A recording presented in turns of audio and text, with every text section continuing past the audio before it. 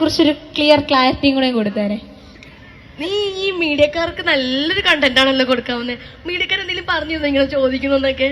അല്ല, അനീഷയുടെ നല്ലൊരു വ്യക്തിയാണ്, പുള്ളിക്കാരൻ എന്താ പറയണ്ടേ? ഒന്നും പറയണ്ട. ആ സംശയമൊന്നുമില്ല. നമ്മുടെ ബിഗ് ബോസ് എന്ന് പറയുമ്പോൾ അറിയാമല്ലോ, ഒരു പ്രോഗ്രാമാണ്. അതിൽ ഈ പറയുന്ന പോലെ എപ്പോഴും ഫൈറ്റും അടി വഴക്ക് ഇതൊക്കെ കാണുന്നു. അപ്പൊ തമാശക്ക് ഇപ്പൊ സ്റ്റാർ പേജിൽ കണ്ടിട്ടുണ്ടായിരിക്കും തങ്കച്ചേട്ടനും ഞാനും അല്ലേ. അപ്പൊ ആ പ്രോഗ്രാം പോലെ തമാശക്ക് ഞങ്ങൾ ചെയ്തിങ്ങനെ ഈ പറയുന്ന പോലെ കുറച്ച് റൊമാൻസ് കാര്യങ്ങളും ചെയ്തതാണ്.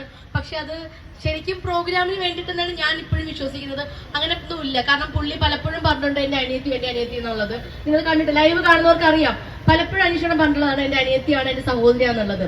അപ്പൊ പുള്ളി ഇങ്ങനെ പറഞ്ഞപ്പോ ഞാനും ആ ഒരു സെൻസിലാണ് എടുത്തത്. തമാശയ്ക്ക് അല്ലെങ്കിൽ പ്രാങ്ക് എന്നുള്ള രീതിയിലാണ് ഞാനും എടുത്തത്. ഇപ്പൊ അങ്ങനെ തന്നെയാണ് കാണുന്നത്. അത്രേ ഉള്ളൂ.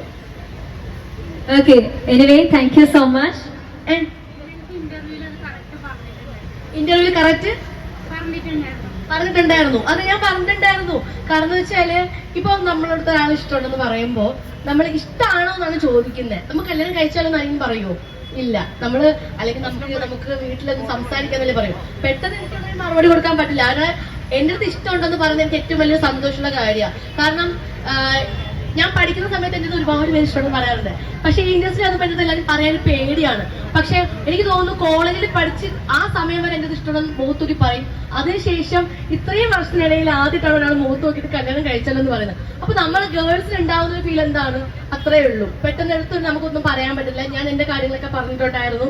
പിന്നെ നമ്മുടെ വീട്ടുകാർക്ക് സംസാരിക്കണ്ടേ, നമുക്ക് പെട്ടെന്ന് പറയാൻ പറ്റുമോ? ഓക്കെ, അപ്പൊ anyway thank you so much. അപ്പൊ ഞങ്ങളുടെ കൂടെ ഒരിക്കൽ കൂടി ജോയിൻ ചെയ്യുന്നതിന് ഒരുപാട് നന്ദി. അപ്പൊ നമ്മുടെ കുട്ടി സെറ്റിന്റെ കൂട്ടത്തിൽ ഒരു ഫോട്ടോ എടുക്കാവോ?